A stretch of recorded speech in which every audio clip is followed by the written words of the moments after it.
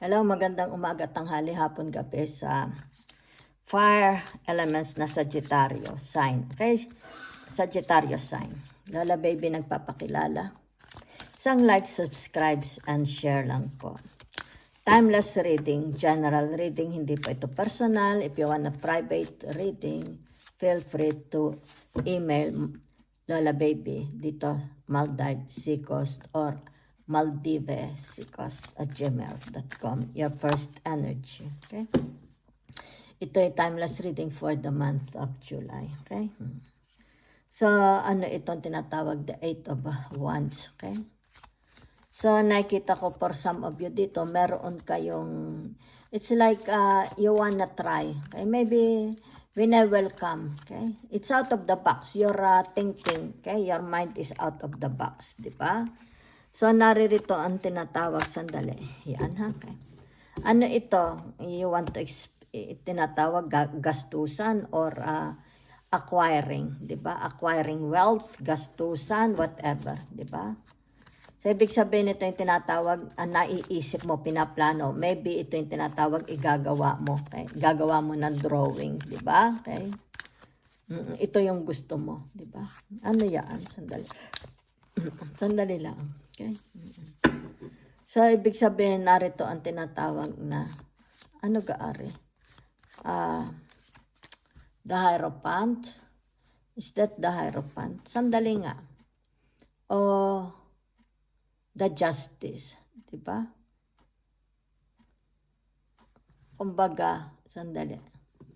Hindi. So, that's the Justice. Diba? Okay.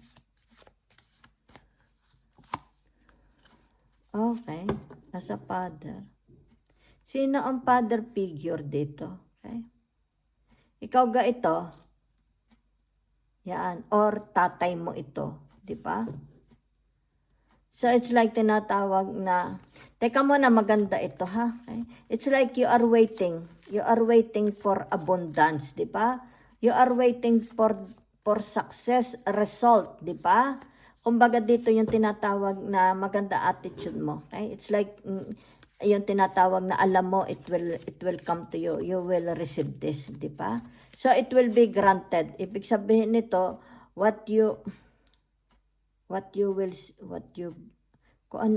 teka muna ganare. It's like sabihin na natin sa trabaho, di ba? Nagkaroon ng success. Halimbawa, buyer, halimbawa, bentahan, di ba? What transpires you between them, magkakaroon ng tinatawag na, ito, yan, outcome, success, okay, abundance, provision, di ba? So, in accordance, ibig sabihin nito yung tinatawag, will be divided according. It will be divided according. Halimbawa, sabihin na natin, by law, halimbawa, permahan, kung ano man yan, okay? It will be divide to you and them accordingly, di ba? Yan.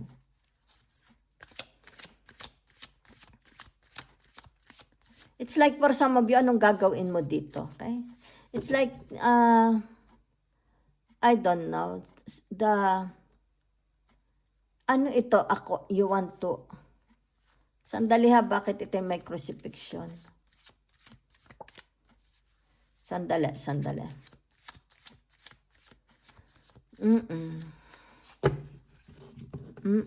It's like what you are doing, what you are manifesting, what you are showing, meron ditong tagumpay, di ba? So,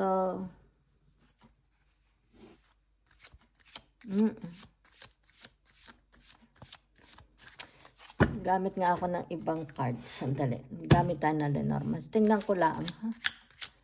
Energy lang yan kasi. It's like in accordance. You will receive this. Okay? Blessings.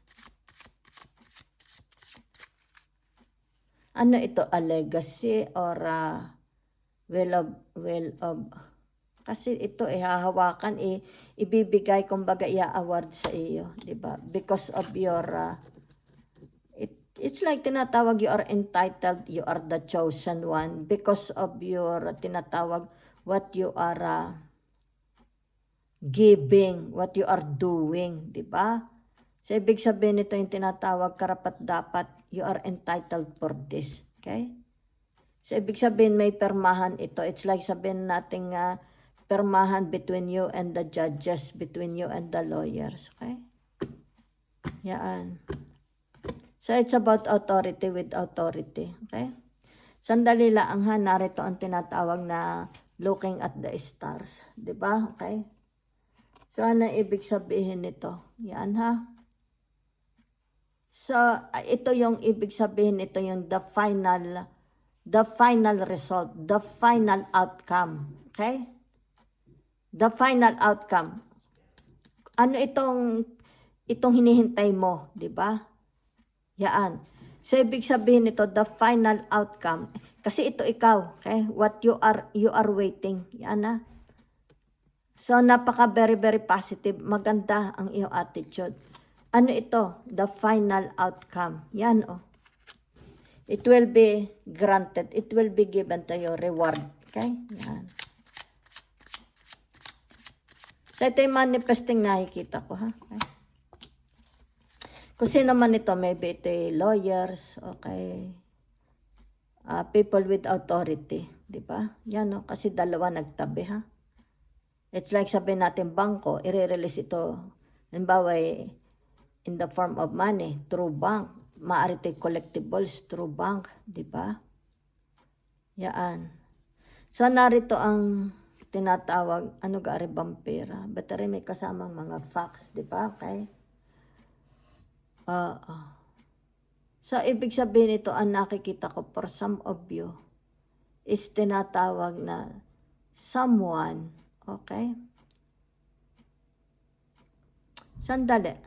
Hindi maganda ang vibes ko din eh. Okay? Someone is going.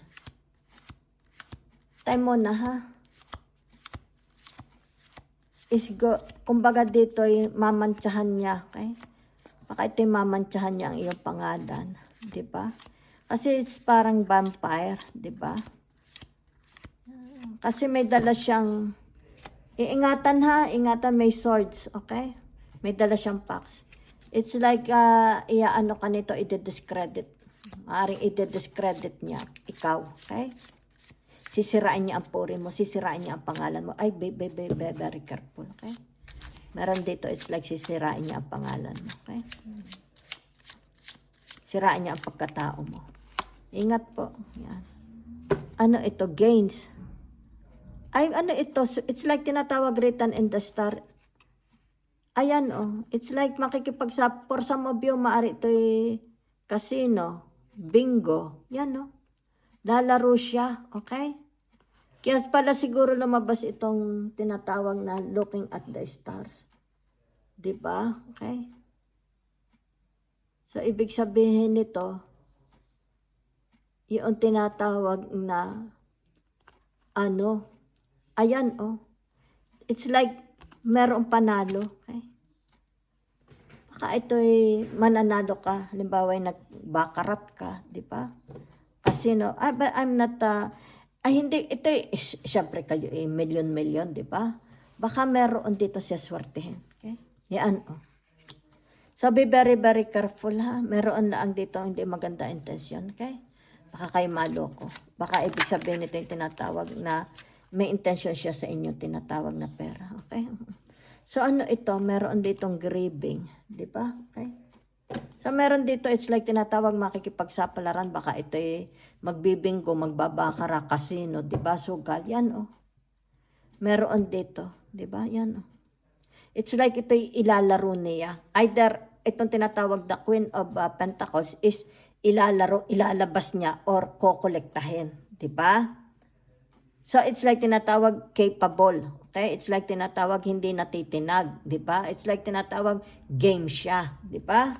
So, sandali lang at meron ditong triste novel. Okay? Nalulungkot. Okay? Ba't siya nalulungkot? Yan ha. So, meron ditong, it's like byudo. Mag-isa lang siya sa buhay. Sino ito ha? Yan. Mag-isa lang siya sa buhay. Sige. So, siguro maaari ito tinatawag na pinagdadasal niya. Baka ito'y byuda or byudo, pinagdadasal niya. Ibig sabihin nito, kasi ito na the emperor. Okay, byuda ito. Kasi may cross, ibig sabihin nito, tinatawag asawa niya. Okay? Siguro nami-miss niya asawa niya.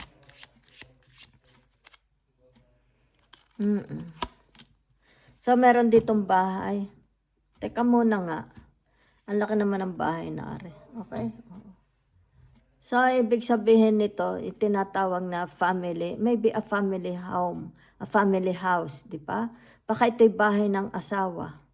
Sandali lang, baka ito'y, dito siya nakatira, malaki yung bahay niya, nag-iisa na lang siya, malungkot, di ba? So, maaari din dito yung tinatawag na, sandali lang ha, baka ito'y nag-i-interest sa bahay ninyo, okay? Sa inyo tinatawag na ito, di ba? It's like you are showing your coins, di ba? Maaari ito'y tinatawag nag-i-interest, mayroong nag-i-interest dito, okay? Kasi narito na, ibig sabihin for some of you, you will receive this, maybe a will of testament, you will receive this from someone.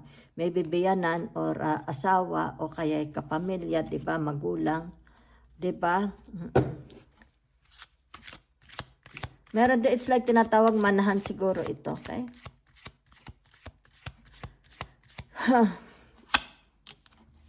So, ayan o, kita mo naman, di ba? Ayan o, mukhang maganda, okay? Ano ka number ito? Sandali. Okay. Yan ha. So, ibig sabihin nito yung tinatawag, ikaw ang proprietor. Ikaw magmamay-ari. Or baka ikaw ang bibigyan ng tinatawag na panunungkulan. Maghahawak ka. Sa halimbawa sabihin natin, ari-arian ng magulang mo. Diba? Ari-arian ng asawa mo. Or sabihin na nating negosyo. O kaya yung mga tinatawag collectibles. Yan ha. So, ibig sabihin nito, ayan napakaganda nito. Pero meron dito, it's like tinatawag na interested. Baka ito'y bayaw, di ba? Baka ito'y kapatid. Kung sino itong taong ito, interested siya sa tinatawag na yaman mo. Okay? It's like ito'y ibibigay sa iyo, di ba? Kung meron man itong tinatawag outgo ng pera, meron ding incoming na pera. Yan maaari ito yung magbibigay sa iyo, di ba? Okay? It's like black and white, meron itong kasulatan, di ba? So, ibig sabihin, ikaw yung tinatawag na persona. Yan, nasa ambaga. Ikaw ang pagbibigyan kasi naka-Queen of Wands ka, okay? Yan. So, for some of you, meron ditong tinatawag na mountains, di ba? It's like tinatawag na obstacles, di ba?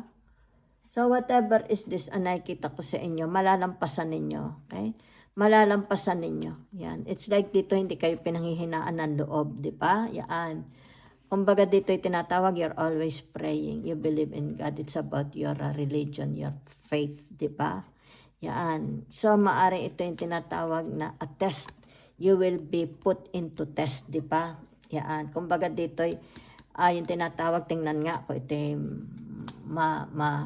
yung tinatawag na panghihinaan. Okay? So, it's like a prize, di ba? Yan, kasi meron dito, yan, napatalsik na yung ahing laway. Meron dito, it's like a price, di ba? Okay? Maybe a loss or ibig sabihin nito, I don't know. Pero ito yung tinatawag obstacles. Merong obstacles. It's like, life is like a gamble, di ba? Okay? Life is like a gamble. It's like pagkatalo, meron ding bawi, di ba? It's like, natalo, nabawi, natalo, nabawi. Okay, so, yan po lang ang nakikita ko sa inyo, ha? So, whatever is this, narito ang tinatawag na the Queen, okay? The Queen of Spades, yan, okay? So, yan ha, ano ga itong the Queen of Spades na ito, di ba? Ibig sabihin nito, okay? You have an admirer, okay? Merong tinatawag na attracted.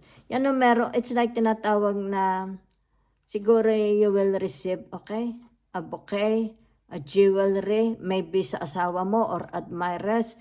It's like, baka ikaw ang magbibigay, di ba? Baka ikaw ang magbibigay. Kayo na lang po, ha? Okay? Yan, ha? So, ibig sabihin nito, yung tinatawag, all your problems will be resolved. Yan, ha? Di ba? Yan, dito.